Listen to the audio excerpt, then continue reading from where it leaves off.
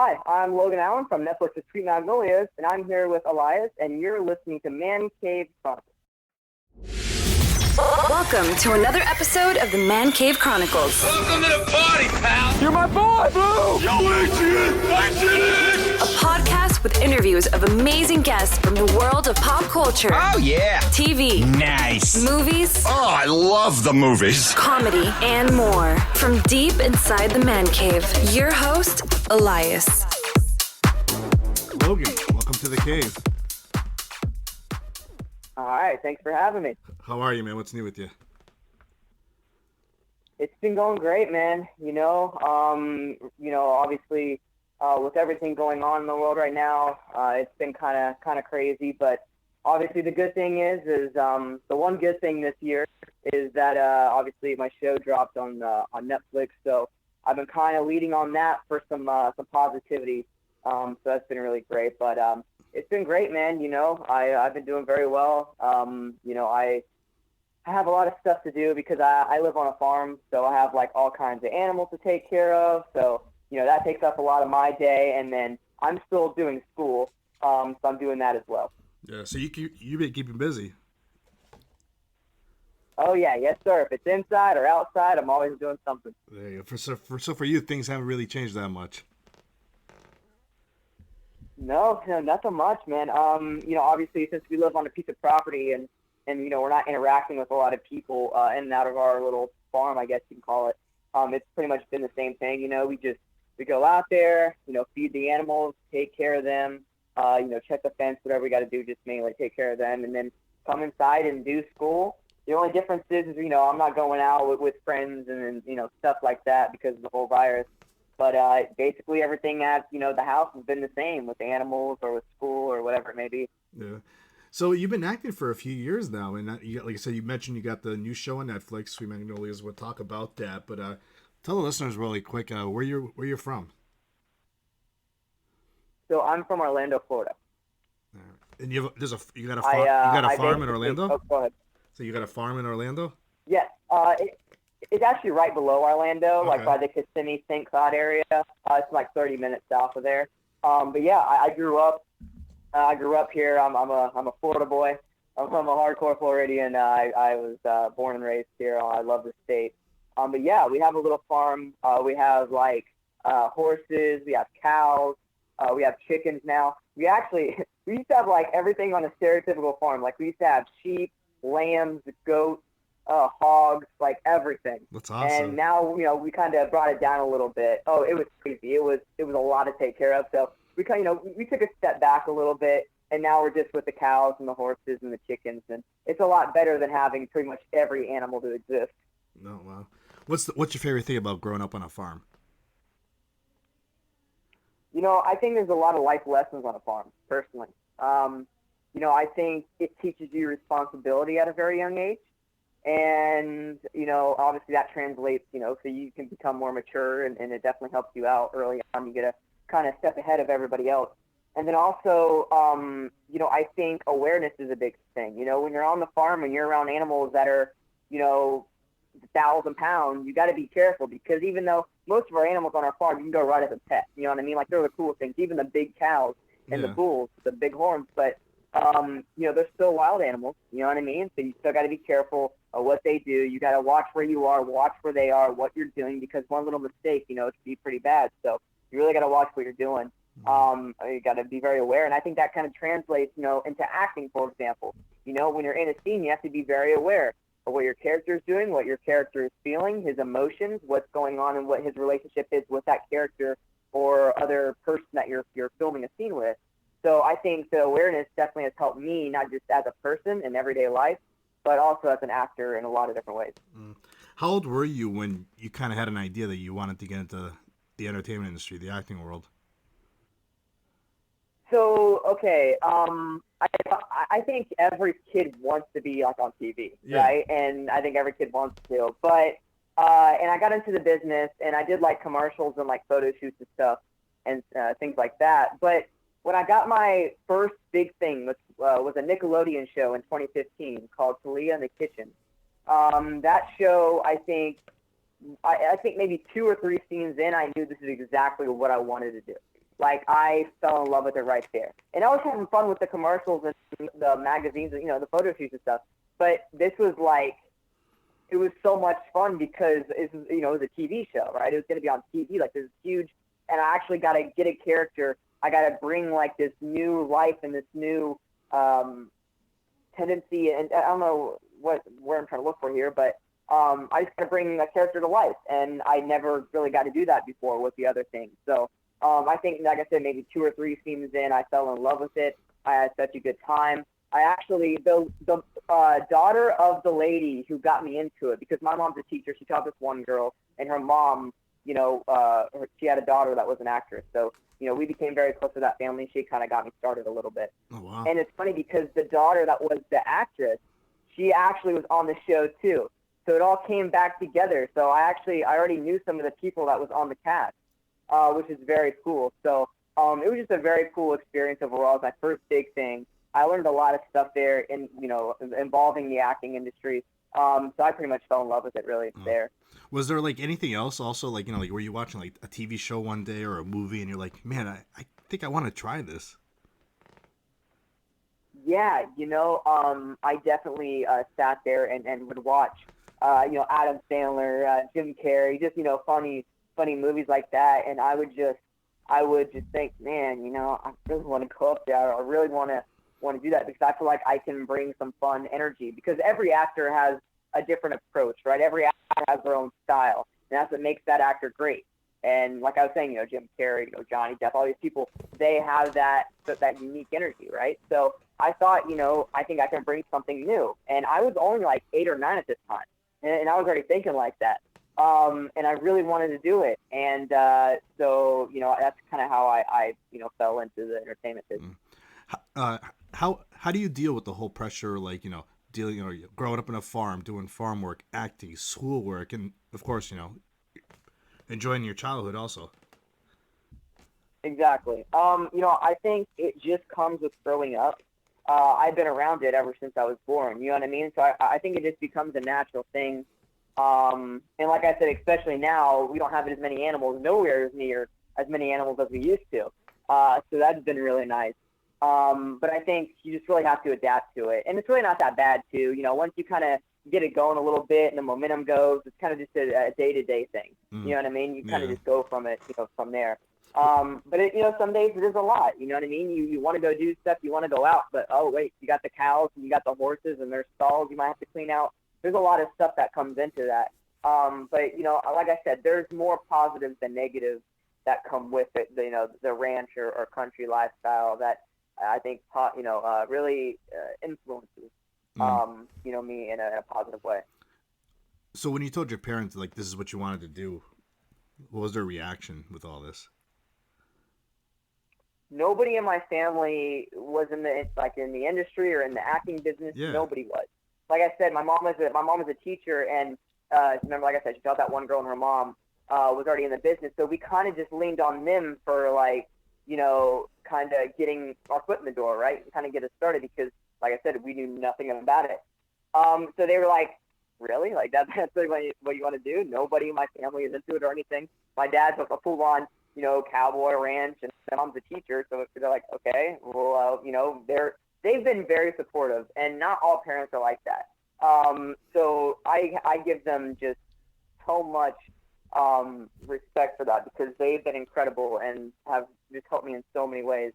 But so yeah, they've been supporting me. They're like, all right, this is what you want to do. We'll go ahead and try it out. And I kind of just worked my way up from, the commercials and stuff to the TV. And obviously it helped me out in the long run. So I definitely, they weren't so sure about it at first, but, it definitely took some convincing. Yeah. Did you take any acting classes or you just jump right into it? So after a few, like photo shoots, commercials, I started getting into the different little workshops and stuff with some casting directors. So yeah, I didn't just jump right into it. It definitely, I kind of eased my way into it. And, Erin, the lady that got me into it, she knew that was going to be best for me. You don't just want to throw somebody out there. So they definitely helped me, from ground level up. You know what I mean? It was kind of a kind of work your way up the stairs type of thing.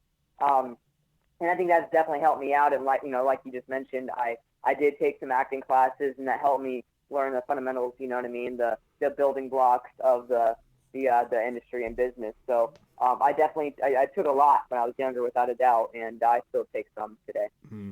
You mentioned you did some commercials. Right? Like, what were some of your favorite commercials that you did? So there was this one commercial. It was called True Milk. You know, the True Milk. Yeah. And I did this commercial. It was like my biggest one. It was nationwide, and I did it, I think, 4 years ago, maybe, probably about 4 years. And that was like heaven for me. I love chocolate milk, and it was for chocolate milk True Milk. And on set, I got to drink like so much chocolate milk. It was amazing. Like, I loved it. It was so cool. And not just that, they had a sequence with me riding on a bike. And, you know, I love bikes. I love BMX bikes and stuff like that. So that was awesome for me, too. I absolutely love that. So I got to ride bikes all day, drink chocolate milk. It was heaven for me. I loved it. And it came out super well. So that was definitely one of my favorites, too. And also, like, on that set, too, like, the crew and everybody were so nice and just so cool. That was a really cool experience for me. That was, like, my biggest commercial. So I really had a blast on set that day, without a doubt. So you did, you mentioned you did the Nickelodeon thing, and you also had an episode or two on the Creep Show, right? Yes, sir. Yeah, how was that, the Creep Show? Now, I am a huge horror fan. Like, I love horror films. I love horror TV shows.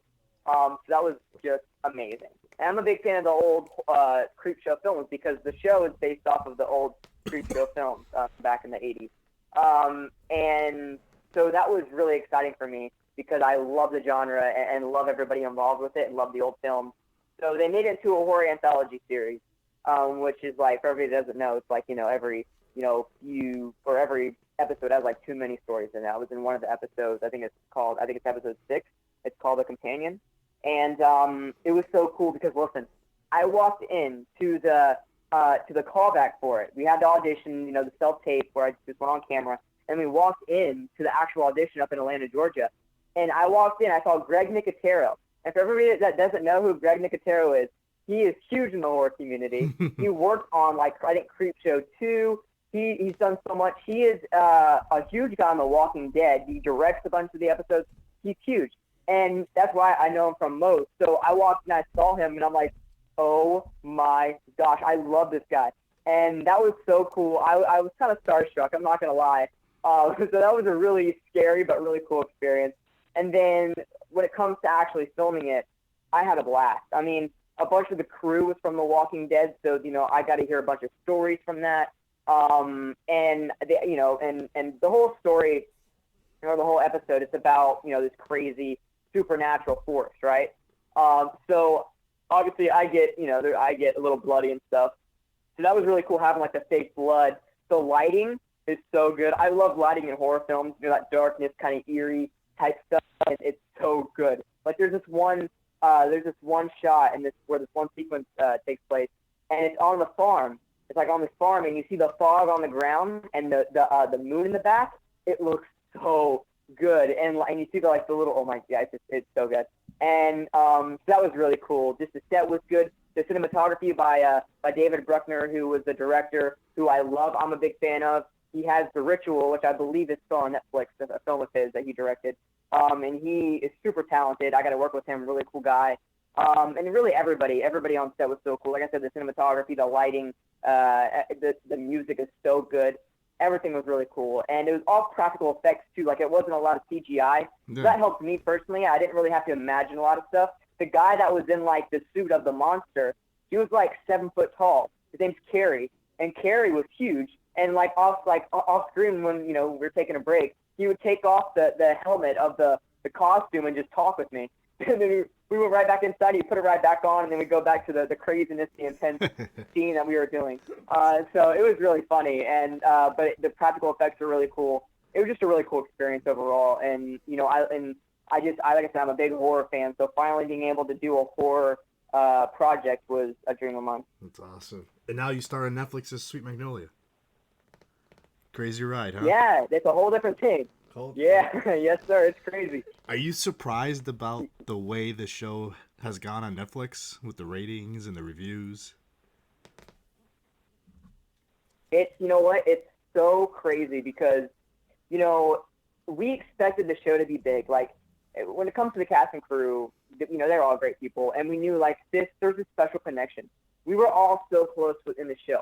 And usually not everybody gets along, but everybody on this set got along from the crew to the cast, everybody. This is one of the best just projects I've worked on because of the people. Everybody was so cool. And we'll get into it later too, but like that, like I got to work with people that I love, like that I'm a huge fan of. So that was really cool. But anyways, like we were saying, I forgot what we were saying. What was the question? Sorry. About how it's been going crazy on Netflix with the reviews and the way people are talking about it. Exactly. So we knew it'd be big, but we woke up the next morning. It dropped on a Tuesday, May 19th. We woke up the next morning, and it was number 5 on Netflix. That's right. And I'm like, oh my gosh, this is crazy. So it reached the top 5 just in one night, which is just, it's ridiculous. And then it jumped up to number 2. And it was number 2 for like 4 days. And then it hit number 1, and that was like one of the most surreal. I mean, it was surreal just being at number 5, but when it hit number 1, I can't really explain what I was feeling like. It was pure happiness. And I mean, my social media blew up. There's so much positivity. That's all I'm seeing. There's like no negative stuff. Everybody's loving the show. And I think the main reason for that is it drops May 19th. And obviously 2020 has been a crazy year, right? Right. And, you know, this show is about love, family, friends, and community, and coming together as one. And that's something we need right now. You know what I mean? And it's something that a lot of people need. So it dropped at the right time. And I think a big part of its success is because it did drop at the right time and because people can relate to it. You know, there's a lot of diversity in the show. It really appeals to all audiences. You know, you have like the teenage storyline, you have the adult storyline, and then you have, they call them the silver Magnolias, which is like the elders and their storyline. So there's so much stuff going on, and everybody can at least relate to one character. And that's what makes that show so special and so good in the chemistry between all of us. Like I said, I became so close with all the actors and all the crew. And you see that because, you know, when it comes to acting, teamwork is one of the biggest things. Teamwork is so important. And our teamwork in the show, our chemistry was so good. And because our relationships with everybody was so good, you see an amazing final product that everybody, like I said, from the cast to the crew to the editors, you can see that they put their heart and their soul into this project. And I'm so glad that it's influencing all these people. And people are always you know, DMing me and messaging me saying, you don't know how much I needed this right now. And, you know, you helped me so much. And just to realize that I've had an impact on somebody's life, that's awesome. It's insane. There really isn't any words for that. And I mean, really, to all the fans, to everybody watching, you know, I can say thank you because they've been incredible. And the response from it, the love, has been just amazing, really. Now, you play Kyle on this show. Do you remember the day that you went in there for your audition? Was it a self-tape or was it going in there for the audition? So the first audition I did was a self-tape. So all we had was like the character breakdown. Yeah. But yeah, that was, so, you know, I didn't really go into the second audition was actually going into the self-tape. But yes, so when I first got Kyle for the first audition, I remember I was like, okay, so this is a Netflix thing. That's really cool. I love Netflix. I mean, I love Netflix, seriously. And especially these past, like, 4 months. Right. But I remember first getting Kyle and just seeing all the similarities with him already. Just in the character breakdown. He is a middle child, and he's an actor. I can relate with him right there. You know what I mean? Yeah. And I'm a middle child. I'm an actor, so a lot of this stuff, I feel him in a lot of different situations.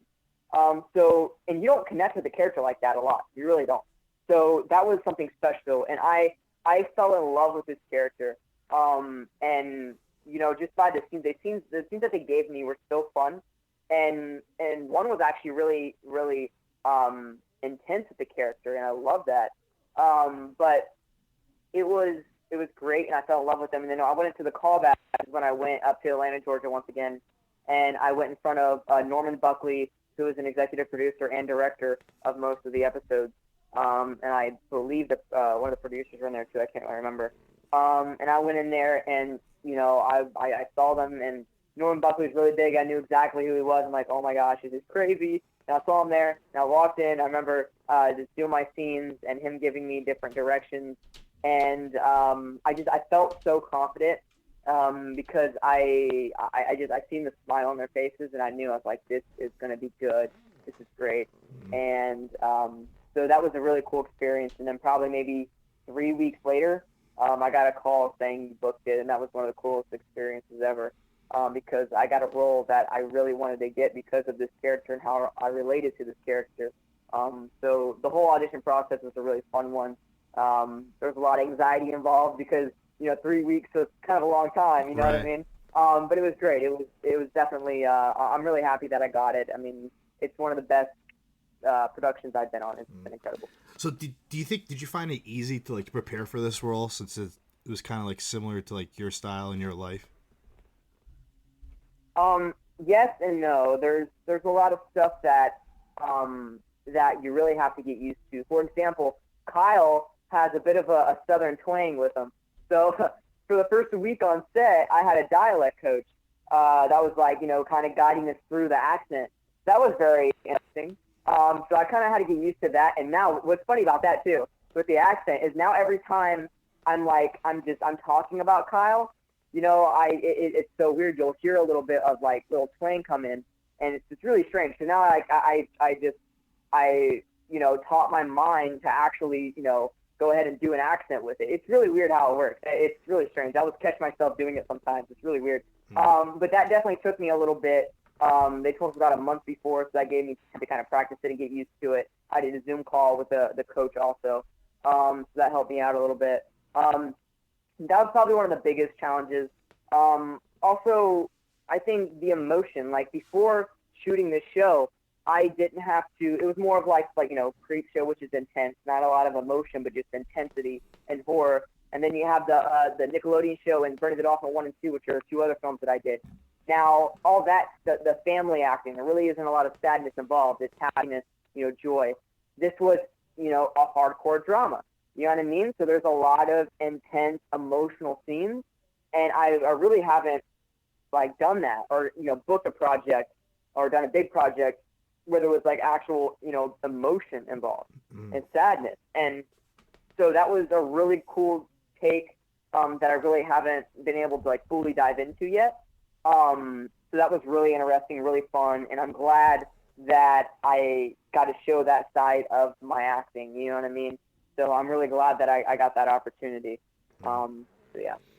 So how was it working with the cast? Your mother is played by Joanne Garcia Swisser, and then you have Chris Klein on the show, and a few other people.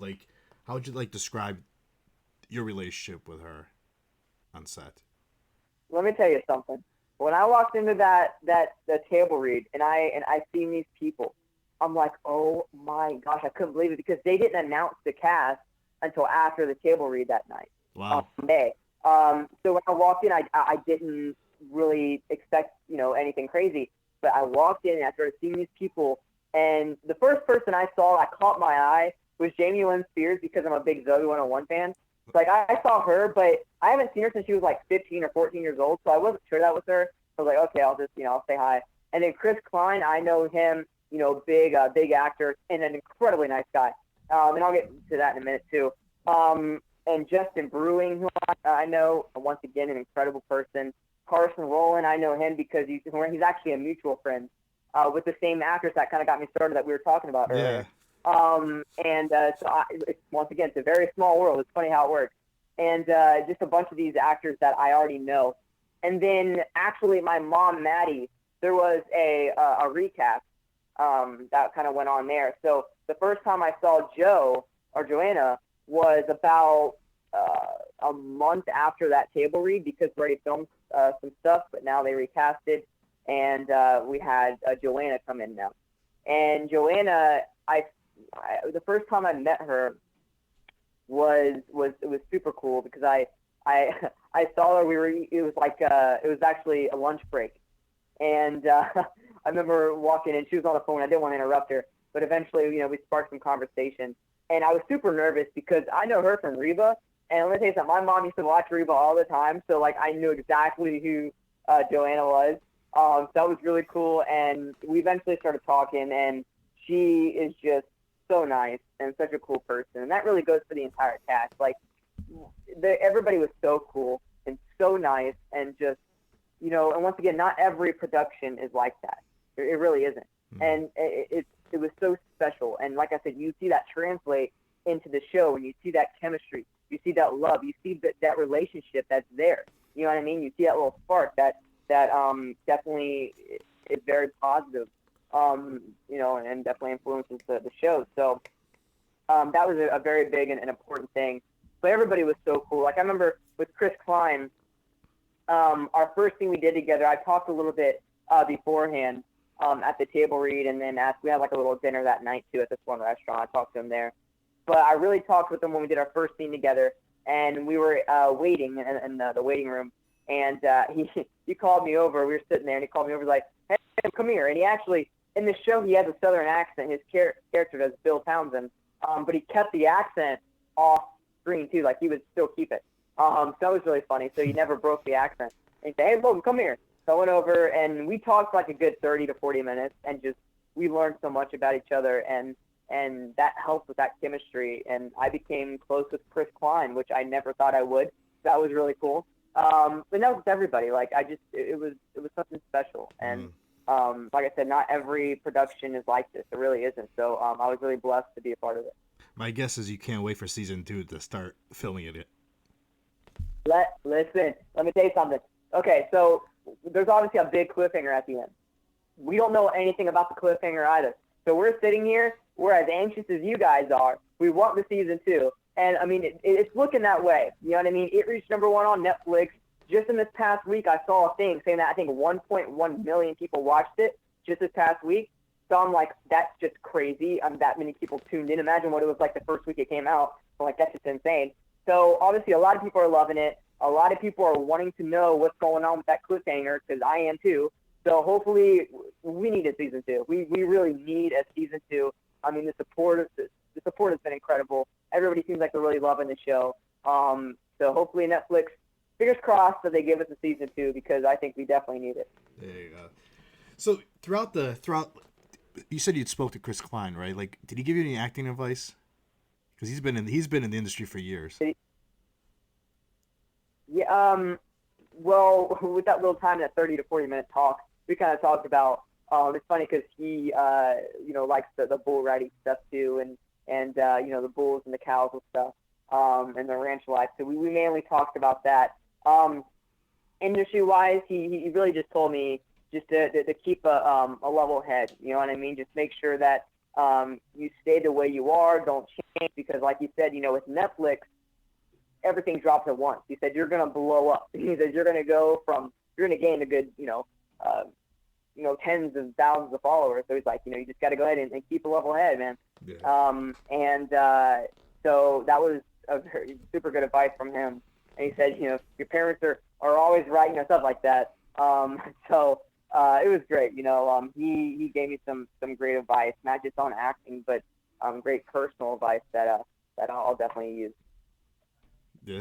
So I read online that you're interested in, like, you know, you want to produce, you want to direct, but you also want to do like sports commentating. Yeah, you know, I want to be in the entertainment business, really all around. You know what I mean? I see myself being there. I see myself just being in the business, because I really fallen in love with it.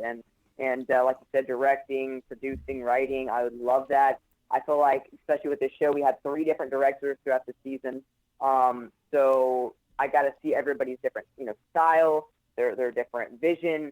And I think, you know, that kind of influenced me a little bit, because I think you can take little bits and pieces from each and every person and create your own vision, right? So that was very interesting. And writing too. Writing's another thing I want to do. I think, you know, I always see myself wanting to, you know, a story to go one direction. You know what I mean? Like, I don't know. I always see myself doing that, and I think writing would be really cool. And sports commentating, I'm a very big sports fan, especially football, NFL, college football. That'd be really cool. I have like all this useless information about football in my head. So, awesome. You know, that'd be really cool to go to that. So, yeah, man. Who do you root for in the NFL, and then for college? So NFL, I'm a Buccaneer fan, and we got Tom Brady and Rob. So woohoo! So that's awesome. Hopefully, you know, we kind of go back to our old early 2000s ways. We'll see how that goes. But I'm a Tampa Bay fan because, once again, I live like by the Orlando area, and they're like the hometown team, basically. And then college football, which I probably watch the most. I'm a big Florida Gator fan, UF. I watch NFL every season, but like college football, I like analyze that stuff. Like I am into college football, and I'm a big UF fan. I'm also a UCF fan here in Central Florida because, once again, that's the hometown team. But I'm a Gator fan all the way. I was born and raised a Gator fan. There's Gator clothes on me as a baby, all kinds of stuff. I've been a Gator fan for a super long time.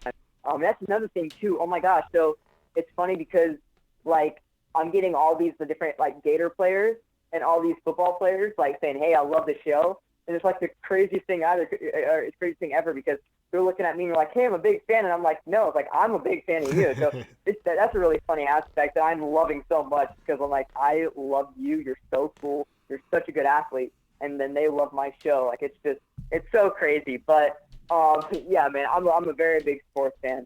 So that's really, really cool. I think you're gonna have a special year with the Bucks. I'm a Patriots fan, so when Brady left, man, I was heartbroken. Yeah, it's crazy. I mean, you know, he's gonna retire in the next 2 years anyway, so right. You know, that's good. There you go.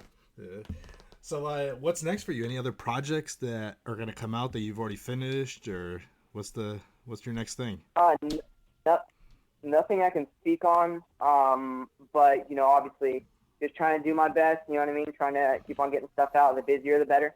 But once again, nothing I can speak of yet. Yeah. But hopefully, you know, we get to that soon. But with the whole virus going on, you know, that kind of set the acting industry back. It's finally just starting to kind of get back going again. But there was that big gap of time for 3 months where, you know, nothing was going on in the business or in the industry. So that kind of set back a lot of stuff. So now they're trying to get everything situated. I don't really know where it's going right now with all the filming and stuff. Hopefully it gets going here a little soon because I'm missing it, man. I'm missing it so much. It's my passion. I love it. So hopefully it kind of gets going. Lastly, how can the listeners find you on social media? So I am mostly on Twitter and Instagram, mostly Instagram. It's Logan Allen with it's in front of Logan Allen. That's like in the username. And I post all kinds of stuff. I post like behind the scenes of Sweet Magnolias. I post on Twitter random thoughts throughout the day. So you guys can follow me there. And I do live videos too. So we do Q&As, all kinds of stuff. So make sure you guys follow me there on Twitter and Instagram. Once again, it's Logan Allen, and that's my username. All right, Logan, man, this was fun. Thank you for coming on. Yes, sir. Thanks for having me. Appreciate it. That's a wrap. That's a wrap, everybody. That's a wrap. Thanks for listening to the Man Cave Chronicles podcast. I finally get my man cave. You can find us on Twitter, Facebook, and Instagram at the MCC Podcast and our website, themccpodcast.com. Until next time.